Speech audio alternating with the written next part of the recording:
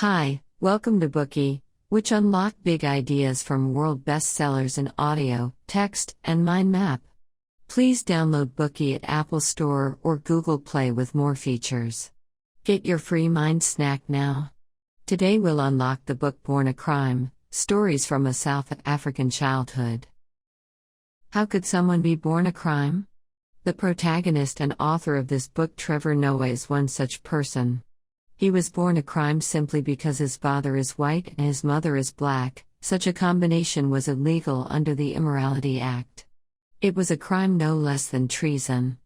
The Immorality Act, enacted by the apartheid regime in South Africa, aimed at denying black South Africans the same right to marry as whites. According to the Immorality Act, having sexual relations with a person of another race was a crime. The parents would be sentenced, and children born to such a relationship would be sent to an orphanage. In this book, Noah uses the first-person point of view to explain how he grew up in South Africa, depicting what life was like under apartheid. We can see from this book that Noah, who was born a crime, had a difficult childhood. He spent little time with his father, and when he did, they mostly stayed indoors. If they went outside together, his father could only walk on the other side of the road, pretending not to know Noah and his mother. Otherwise, they would all be taken away by the police for investigation. Trevor has darker skin than his father, and he was classified as colored. In South Africa, mixed people were classified as their own separate group, neither black nor white, but colored.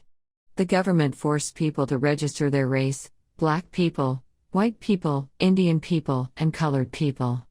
As a mixed person, Noah has lighter skin than his mother, so he couldn't walk with his mother in public either.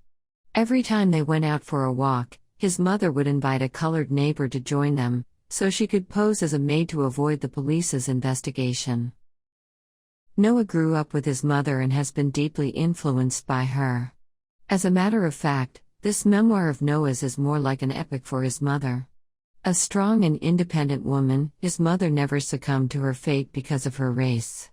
She would give her every effort to do what she wanted and eventually make it happen.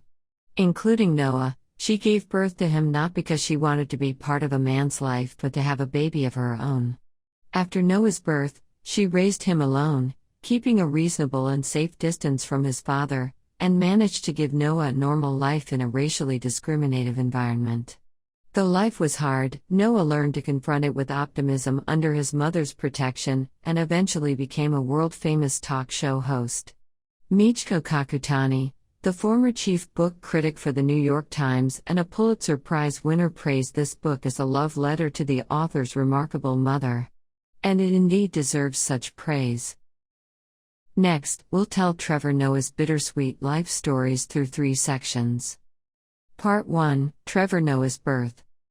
Part 2, influence from his mother. Part 3, growing up as Trevor Noah.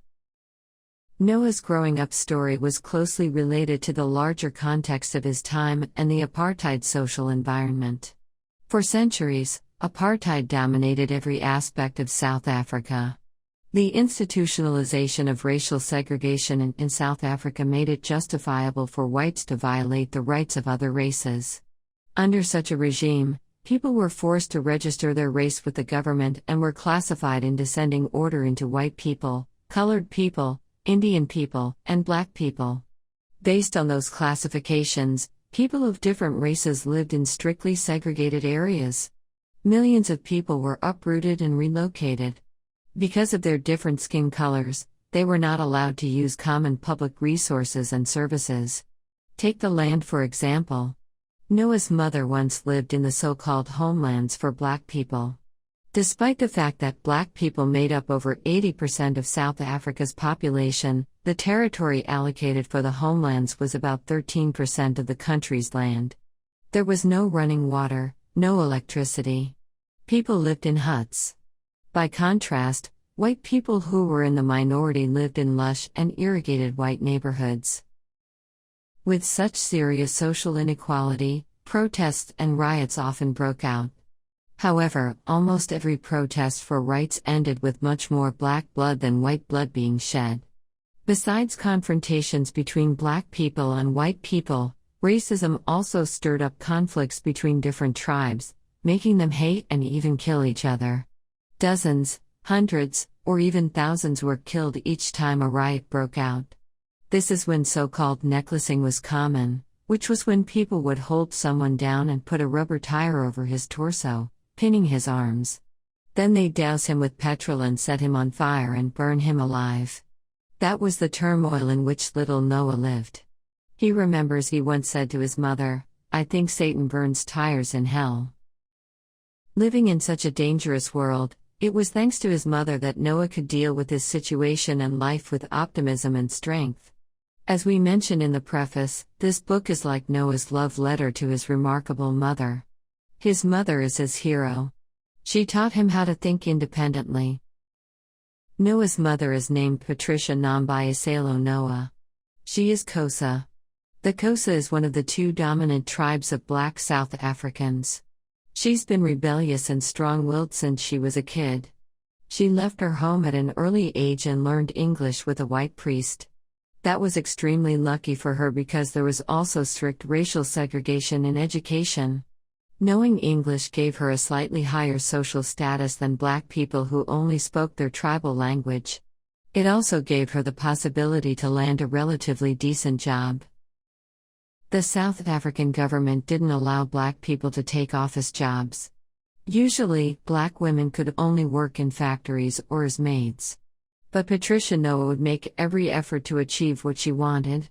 She took a secretarial course and learned typewriting, so she was able to get a secretary job at a multinational pharmaceutical company when the policy loosened up a bit. However, black workers were required to carry a pass with their ID number to work in the city, otherwise, they could be arrested and sent back to the homelands. There was also a curfew. A black person would risk arrest if he or she was not back home in the township after a certain hour. Because of such regulations, Patricia Noah even hid and slept in public restrooms. Still, she sometimes got caught for not having her ID or lingering in a white area for too long. The penalty she faced was 30 days in jail or a fine of 50 rand, nearly half her monthly salary. Every time this happened, she would pay the fine and go right back to work. Her apartment was located in a neighborhood called Hillbrow where many foreign immigrants lived. Among them, there was a tall Swiss man. She would chat with him for a while every time she passed by his apartment or dance with him at underground parties. As time went by, they fell in love. However, considering their backgrounds and the social environment, it was impossible for them to be together, and they knew that clearly. One day, Patricia Noah told the Swiss man she wanted a child, and she needed his sperm. She said he could leave her alone after they've done it, and he wouldn't have to shoulder any responsibility of raising the child. She just wanted a child of her own. So, Trevor Noah was born to this unconventional couple.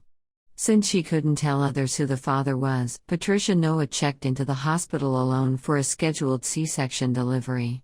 The baby looked obviously lighter-skinned, so she lied to the doctor that his father is from a tiny country in the west of South Africa. In South Africa, the names people give their children always have a meaning. For example, Noah's cousin is named Mlungisi, the fixer. Noah's uncle was born after an unplanned pregnancy, so his name means he who popped out of nowhere. Patricia Noah gave her baby the name of Trevor because that name has no special meaning attached. It's just a name. She wanted her baby beholden to no fate. She wanted him to be free to go anywhere, do anything, be anyone. Dangers lurked around Noah when he was little. As he could be taken to the orphanage at any time, he was always kept inside and never allowed to exit. One day when he was 3, he couldn't bear it anymore, so he dug a hole under the gate in the driveway, wriggled through, and ran off. Everyone panicked. If he had been noticed by a police patrol, he could have been taken to an orphanage for colored kids, his mother could have gone to prison, and the whole family could have been deported.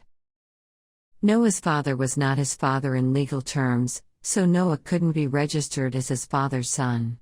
His mother could only take him to see his father furtively and occasionally in private. When they walked along the street or in the park, they would keep a long distance apart, pretending they didn't know each other.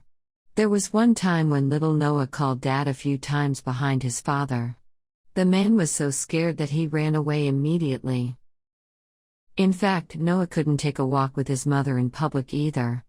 Their different skin colors were a violation.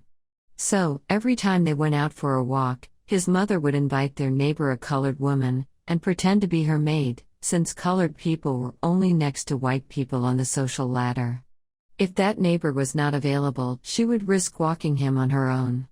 If the police showed up, she would have to pretend Noah wasn't hers. Noah's skin color not only put his family in danger when they were outside, but it also brought about embarrassment when at home. He was a naughty kid and his grandma often didn't know how to discipline him. She said she couldn't hit him because she didn't know how to hit a white child. A black child, you hit them and they stay black, she said. Trevor, when you hit him, he turns blue and green and yellow and red. She was afraid that she was going to break him, and she said that she didn't want to kill a white person, so she wasn't going to touch him. And in fact, she never did. Today we are just sharing limited content. To unlock more key insights of world-class bestseller, please download our app. Just search for BOOKEY at Apple Store or Google Play. Get your free mind snack now.